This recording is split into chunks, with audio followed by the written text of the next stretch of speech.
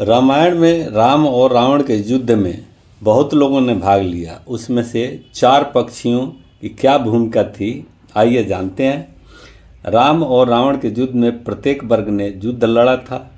मानव, बानर, पक्षी, रीछ, दानव, असुर, राक्षस आदि कई तरह की प्रजातियां थीं। इन्हीं में पक्षियों का भी कुछ न कुछ योगदान रहा है। रामायण काल में पक्षियों की भूमिका भी महत्वपूर्ण रही है। आइए जानते हैं इन 4 पक्षियों के बारे में। पहले पक्षीराज जटायु, अरुण के पुत्र, भगवान गरुड़ के भतीजे, संपाति के भाई और दशरथ के मित्र जटायु को श्री राम की राह में शहीद होने वाला पहला सैनिक माना जाता है। जिस समय रावण माता सीता का हरण कर आकाश मार्ग से लंका की ओर पुष्पक विमान से ले जा रहा था, तब जटायु ने रावण को चुनौती देते हुए सीता जी को छुड़ाने के लिए रावण से संघर्ष किया था। रावण ने अपनी तलवार से जटायु के दोनों पंख काट दिए थे।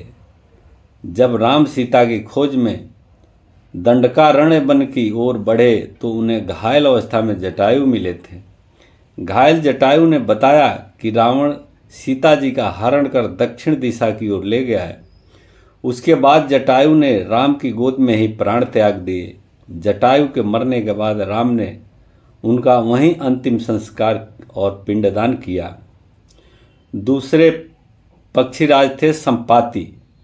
जामवंत, अंगद, हनुमान आदि जब सीता माता को ढूंढने जा रहे थे, तब मार्ग में उन्हें बिना पंख का विशालकाय पक्षी संपाति नजर आया, जो उन्हें खाना चाहता था। लेकिन जामवंत ने उस पक्षी को राम व्यवस्था सुनाई और अंगद आदि ने उन्हें उनके भाई जटायु को मृत्यु का समाचार दिया। यह समाचार सुनकर संपाति दुखी हो गया। संपाति ने तब उन्हें बताया कि हाँ, मैंने भी रावण को सीता माता को ले जाते हुए देखा। दरअसल जटायु के बाद रास्ते में संपाति के पुत्र सुपार्श्व ने सीता को ले जा रहे रावण को रोका था और उससे युद्ध के लिए तैयार हो गया, किंतु रावण उसके सामने गिड़गिड़ाने लगा और इस तरह वहां से बचकर निकल आया। सुपार्श्व ने बतलाया, कोई काला राक्षस सुंदर नारी को लिए जा रहा था। वह स्त्री हाँ हाँ राम, हे लक्ष्मण कहकर विलाप कर रही थी। यह देखने में मैं इतना उलझ गया कि मांस लाने का ध्यान ही नहीं रहा। संपाति ने दिव्य बानरों, अंगद और हनुमान के दर्शन करके खुद में चेतना शक्ति का अनुभव किया और अंततः उन्होंने अंगद के निवेदन पर अपनी दूरदृष्टि से देखकर बतलाया कि सीता माता अशोक वाटिका में सुरक्षित बैठी है। संपाति ने ही बानरों को लंकापुरी जाने के लिए प्रेरित और उत्साहित किया था। इस प्रकार राम कथा में संपाति ने भी अपनी महत्वपूर्ण भूमिका निभाई और अमर हो गए। तीसरे थे गरुड़। जब रावण के पुत्र मेघनाथ ने श्री राम से युद्ध करते हुए श्री राम को नागपाश से बांध दिया था, तब देवर्षि नारद के कहने पर गिद्धराज गरुड़ ने नागपाश के समस्त नागों को खाकर श्री राम को नागपाश के बंधन से मुक्त कर दिया था।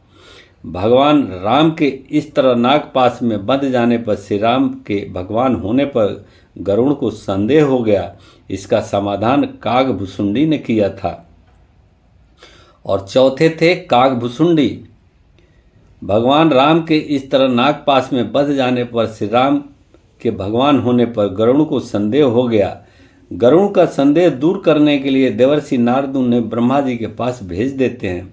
ब्रह्मा जी उनको शंकर जी के पास भेज देते हैं। भगवान शंकर ने भी गरुड़ को उनका संदेह मिटाने के लिए कागभुसुंडी जी के पास भेज दिया है। अंत में कागभुसुंडी जी ने राम के चरित्र की पवित्र कथा सुनाकर गरुड़ के संदेह को दूर किया। वाल्मीकि से पहले ही कागभुसुंडी ने रामायण गिद्धराज गरुड़ को सुना दी थी।